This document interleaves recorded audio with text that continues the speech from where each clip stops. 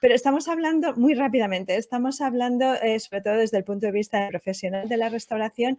Vamos a darle un poco la vuelta a la tortilla y vamos a pensar un poco en el consumidor, ¿no?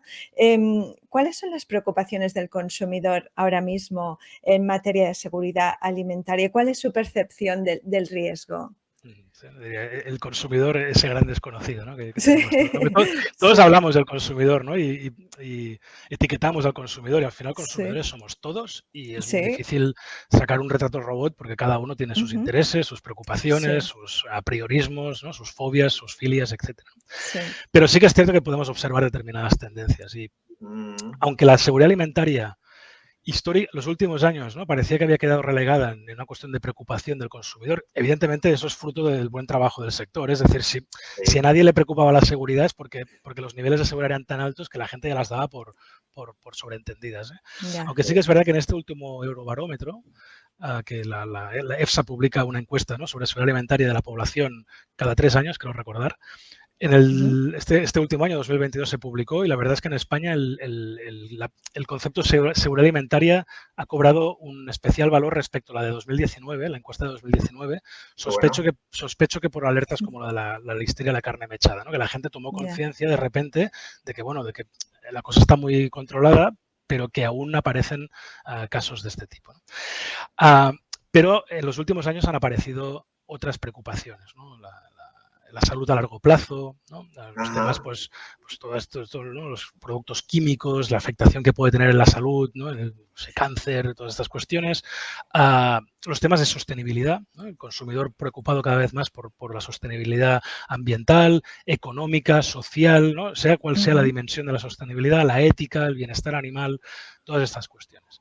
Entonces, esto ha entrado en la ecuación. De hecho, cada vez hablamos más de integridad alimentaria y no tanto de seguridad. O sea, al final la seguridad es una pequeña porción de lo que le preocupa al consumidor y por Ya. tanto al sector, ¿no? Y si no, acordaros de la crisis de la carne de caballo, ¿no? Eso era un sí, tema de fraude, ¿no? Ahí no había un riesgo para la salud. Había dudas en el inicio, pero luego se confirmó que no. Pero eso no fue problema para que la gente se sintiera engañada y, por tanto, un problema de crisis, ¿no? Entonces, vemos que en la ecuación entran muchos más elementos. Y cuando les preguntamos específicamente por temas de seguridad alimentaria, vemos Sí. que lo que ocupa las primeras posiciones suele ser todo el tema químico, ¿no? Ah, sí. Pesticidas, interesante. es lo que más le preocupa, los pesticidas, que dices, bueno, oye, a ver, un producto sin pesticidas per se no es más seguro que uno con pesticidas. Tendrá otro tipo de riesgos probablemente, ¿vale? Evidentemente el riesgo químico en un producto sin pesticidas pues es mucho menor que en uno con pesticidas, pero puedes tener Ujú, riesgos biológicos. Es decir que, ¿no? Estamos centrándolo mucho ya, todo, por lo que veo, en el tema químico, ¿no? O, por ejemplo, Ajá. la segunda cuestión que más les preocupaba eran las hormonas y los antibióticos en la carne. Ah, sí. ok, ok, Que sí, eso es un resultado clarísimo de la desinformación. Es decir, en Europa no hay carne a disposición de los consumidores que tenga antibióticos. Eso está más mm, que controlado. Los datos del control oficial muestran valores del 99 y pico por ciento de controles positivos, o sea, correctos en cuestiones de antibióticos en carne en el mercado, pero existe esa percepción de que la carne Claro. está llena de antibióticos. ya, Tercer lugar, aditivos. Bueno, los aditivos en principio han pasado una evaluación de riesgo y si se utilizan en las dosis correctas y demás, o sea, son seguros. No podemos poner en duda todo el sistema de seguridad alimentaria europeo en esta cuestión, ¿no? Ya en un cuarto lugar ya vendrían las intoxicaciones alimentarias, ¿no?